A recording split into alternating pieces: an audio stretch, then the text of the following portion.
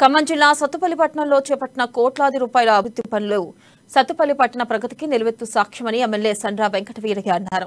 ఇక సత్తుపల్లి మున్సిపల్ కార్యాలయ ఆవరణలో ఏర్పాటు చేసిన పట్టణ ప్రగతి కార్యక్రమానికి జిల్లా కలెక్టర్ బీపీ గౌతమ్తో పాటు ఎమ్మెల్యే సండ్ర వెంకటవీరయ్య ముఖ్య అతిథులుగా హాజరయ్యారు.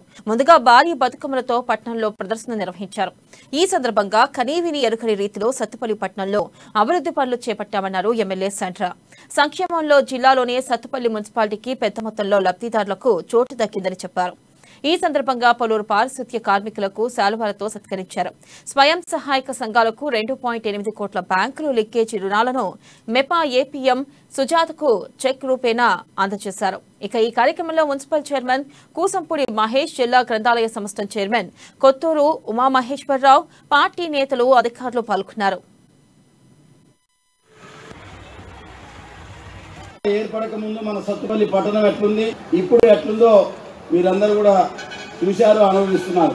కేటీఆర్ గారి యొక్క తీసుకున్న ఒక గొప్ప విజన్, ముఖ్యమంత్రి గారి కేసీఆర్ గారి యొక్క సంకల్పం ఫలితంగా, అంటే కేసీఆర్ గారు ముఖ్యమంత్రి అయిన తర్వాత మన ఒక సత్తుపల్లి పట్టణానికి మరి సుమారు 171 కోట్ల 60 లక్షల రూపాయలు మంజూరు చేసిన గొప్ప ముఖ్యమంత్రి గారికి, మన పురపాలక శాఖ మంత్రులు కేటీఆర్ గారికి ఈ సభాముఖంగా నేను హృదయపూర్వక ధన్యవాదాలు, నమస్కారం తెలియజేస్తున్నాను. పట్టణంలో ఏ మూలకు పోయినా మట్టి రోడ్లు అనేవి కనపడకుండా ఇవాళ ఇంకా కొంత డ్రైనేజ్ వ్యవస్థ మెరుగుపరిస్తే 100% అన్ని రకాల 23 వార్డులలో సీసీ రోడ్లు వేసిన పట్టణంగా మన సత్తుపల్లి పట్టణం ఉంటుంది. 35 కోట్ల రూపాయలతో 100 పడకల హాస్పిటల్ సత్తుపల్లి పట్టణంలోనే నిర్మాణం జరుగుతుంది. వాటితో పాటుగా డాక్టర్ బిఆర్ అంబేద్కర్ గారి పేరు మీద ఒక నూతన ఆడిటోరియం, ఏసీ పర్మనెంట్ సిట్టింగ్తో కొద్ది రోజుల్లోనే నిర్మాణ పనులు కూడా ప్రారంభించబోతున్నాం.